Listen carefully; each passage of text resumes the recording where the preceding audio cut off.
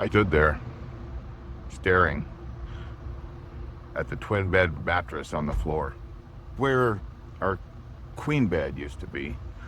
That's when I knew that it was over. My marriage, it didn't end on that day. It ended years before. 3 specific moments I can remember is the story of how I built my first marriage on sand. Now, with my second chance marriage, including me, the Sermon on the Mount, where Jesus, there's people around, that's my life, it's okay. But Jesus on the Sermon on the Mount says this parable. You probably know if I'm talking about sand. Everyone who hears these words of mine and puts them into practice is like a wise man who built his house upon the rock. But everyone who hears these words of mine and does not put them into practice is a foolish man who built his house on the sand. The rains came, the floods came up, the winds blew, beat upon that house built on the sand, and it came down with a big old crash. I was the foolish man.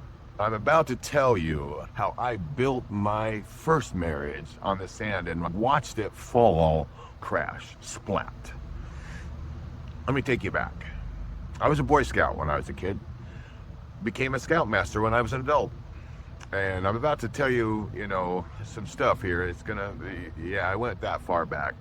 Just to tell you that I was a good boy back then. I went to church every Sunday. I even rode my bike 5 miles to get to church if my mama couldn't take me. I had the foundation. I knew the word, okay? But knowing the word, get this, knowing the word, a totally different thing than building on a foundation. The first crack in the foundation happened. In bed, I reach for her. She's facing away from me.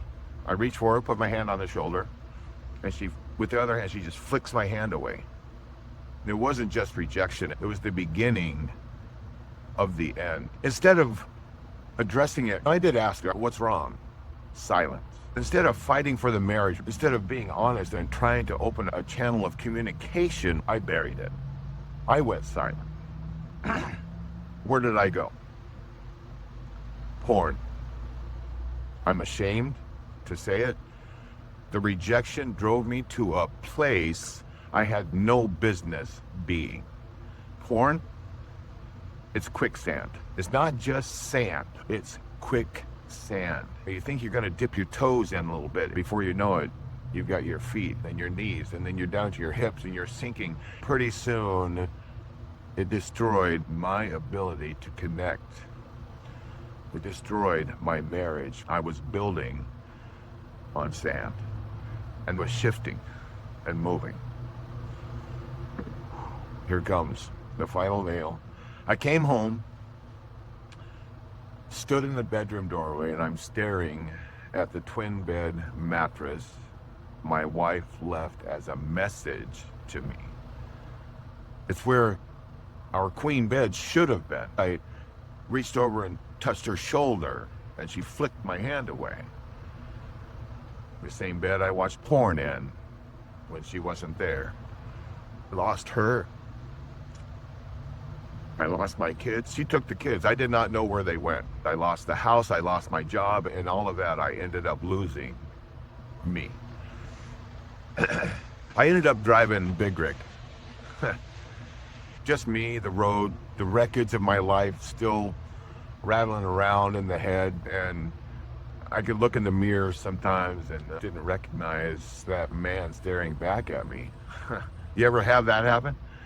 You build on sand, the storm, and the floods rise, and you don't just lose her and the kids in the house, you lose you. Then one day I'm driving along. I'm driving solo, jamming to some different music, and it's Christmas time, and along comes this Mormon Tabernacle Choir rendition of the Hallelujah Chorus. Handel's Messiah. My musical mama played this. Yeah, I got a whole nother story. I won't go there. But that's the connection, and it took me back to my childhood, my good boy days, Boy Scout days, riding the bike 5 miles to get to church days. I pulled over, started crying. I couldn't see. I had to pull over because I couldn't see. That song hit me. It hit me like a Mack truck. The first time in years, I felt something. The Spirit. That song reminded me that I wasn't just a divorced dad now. I wasn't a failure. You know what? I was a child of God, and God doesn't build on sand. I started praying again, and not like kneel down in front of everybody prayers, not rote prayers, not those things, real prayers from within. I wasn't speaking out loud. It would be sitting at a table in truck stop at the restaurant, and I'd have my arms folded, my head bowed.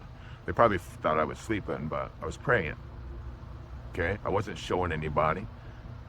They were real prayers. Sometimes desperate prayers, sometimes prayers of thanks. He started rebuilding me from the inside out, not the marriage. You know what I discovered? There's all kinds of love. There's fatherly love for my children. There's love for peanut butter. There's neighborly love. There's love that doesn't demand anything in return. The unconditional love I began to feel built on a rock.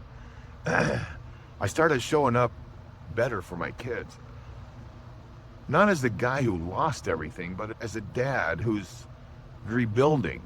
That's when I began to find myself again.